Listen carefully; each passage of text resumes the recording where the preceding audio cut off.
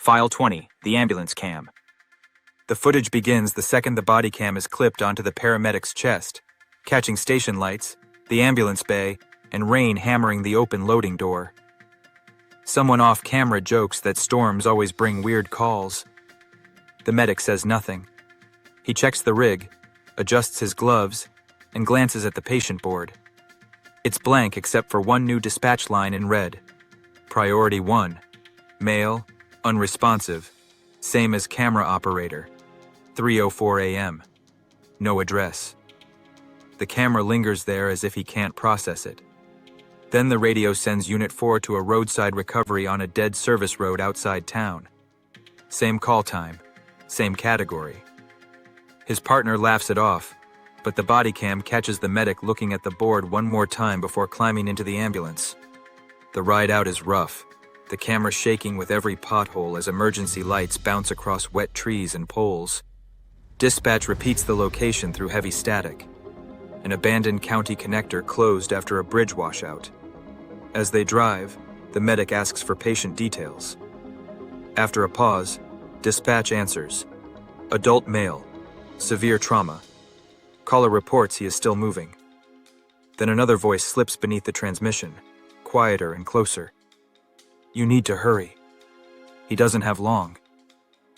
The medic freezes. His partner says he didn't hear anything strange. When they round the bend, the headlights catch an ambulance already parked on the shoulder with its rear doors open. Unit 4 slows.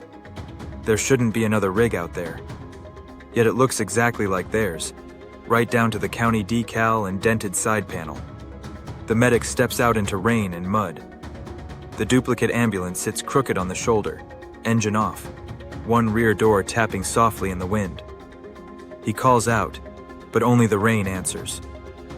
His partner circles toward the cab while the medic moves to the back.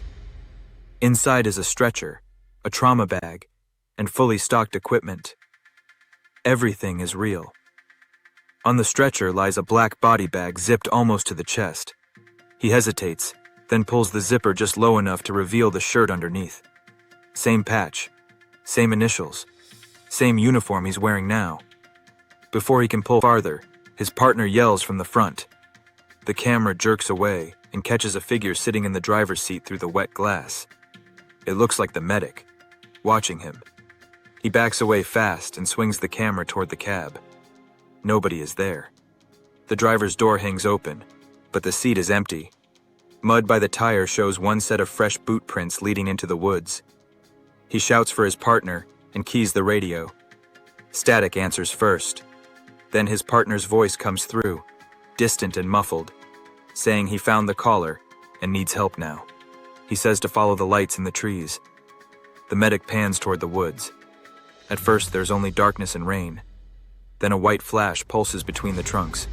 Then another, deeper in.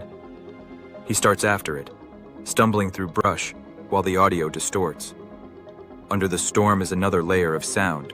Gurney wheels, monitor alarms, metal doors slamming, like an emergency room is hidden somewhere ahead. The woods open onto the washed-out bridge. The road ends in broken concrete and twisted rebar over a flooded ravine. A wrecked sedan sits at the edge with its front half hanging over empty air, hazard lights blinking weakly. The medic rushes forward and shines his light inside. The driver's seat is empty. Blood streaks the cracked windshield. Then the camera catches a handheld camcorder resting on the passenger side, still recording. Its screen shows the exact same view the body cam is capturing now. Same bridge, same rain, same angle. But the timestamp reads tomorrow. The medic stares. On the camcorder screen, someone steps into frame behind him. Tall, wearing EMS gear. He spins around. Nothing is there. When he looks back, the figure on the screen is closer, arm already reaching toward his shoulder. He grabs the camcorder and tries to play back what it recorded, but the footage skips on its own. In one clip, the road is empty except for his own ambulance arriving. In another, his partner stands by the duplicate rig, staring into the lens with a split in his forehead. Then the camera angle drops low, pointed up at circling boots while someone gasps in the mud. Same boots, same patch, same initials, The last clip rolls automatically. The medic watching himself drag a body bag through the woods while whispering, "You were late last time. Don't be late again." He nearly drops the camcorder as dispatch erupts over the radio. Multiple callers are reporting a crash on County Connector. 1 fatality. 1 EMS unit involved. The medic shouts that there hasn't been a crash yet. Dispatch replies in a flat voice, "Unit 4, the accident was logged yesterday." He starts backing away from the bridge, flashlight shaking wildly over mud and guardrail. That is when his partner finally steps out of the darkness. Relief hits for half a second, then the details land. His uniform is soaked black with rain and something darker at the ribs. One arm hangs wrong. His face is pale, one eye fixed too wide open. But he is still standing, still talking, telling the medic to calm down and finish the call. The medic keeps asking what happened to him. His partner ignores it and points into the ravine below. Half submerged in the floodwater, red and blue lights flash under the surface. An ambulance is down there. Their ambulance. The medic whispers no before he fully understands. His partner nods and says, "That's why they sent us. You just haven't gone over yet." The medic runs. He doesn't follow the road back. He just tears through the trees, branches slapping the lens, breath ripping through the mic. He keeps saying none of this is real, that he can still leave. Behind him, his partner's voice stays close no matter how fast he moves. Sometimes it sounds calm, sometimes angry. Then it becomes his own voice repeating, "You always go where dispatch sends you." The woods begin to look wrong. The flashlight reveals IV lines hanging from branches, trauma blankets tangled in brush, broken oxygen masks buried in mud. He crashes into a clearing filled with ambulance wrecks old and new circling a sinkhole, different county markings, different years. At the center, lit by lightning, stands another paramedic with his exact build and posture. It doesn't move. It just lifts a hand and beckons him closer. He slows near the sinkhole because the ground is sliding inward beneath his boots. The duplicate paramedic is wearing a body cam too, its red light blinking steadily. In the lightning, the face becomes visible for a frame at a time. Not dead, just exhausted and older, like a man trapped in the same ending too many times. It finally speaks in the cameraman's voice. It says every version of this night loops back here. The crash happens whether he runs, stays, or quits.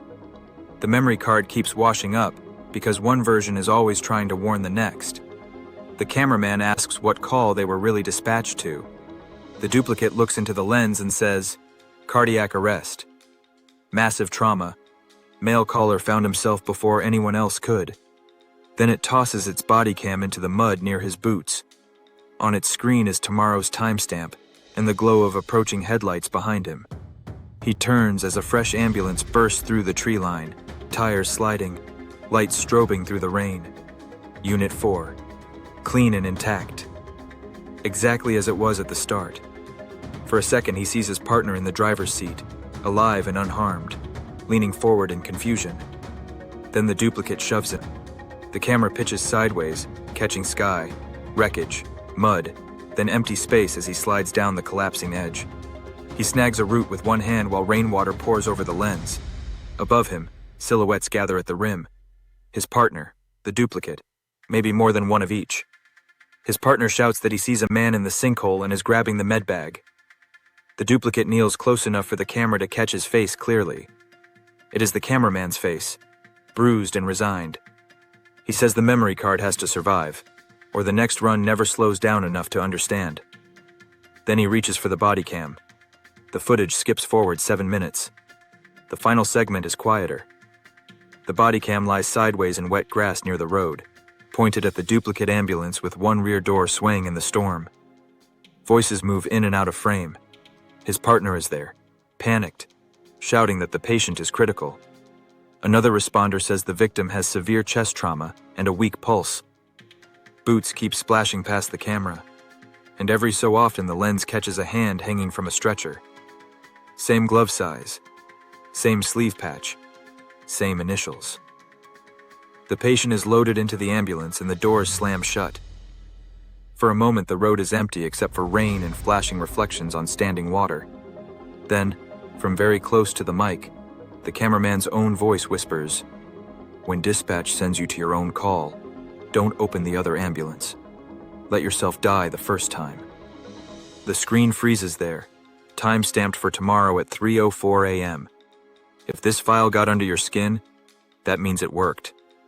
Drop a comment with the moment that hit hardest, and subscribe before the next tape surfaces. More POV horror files are coming, and some emergency calls should never be answered.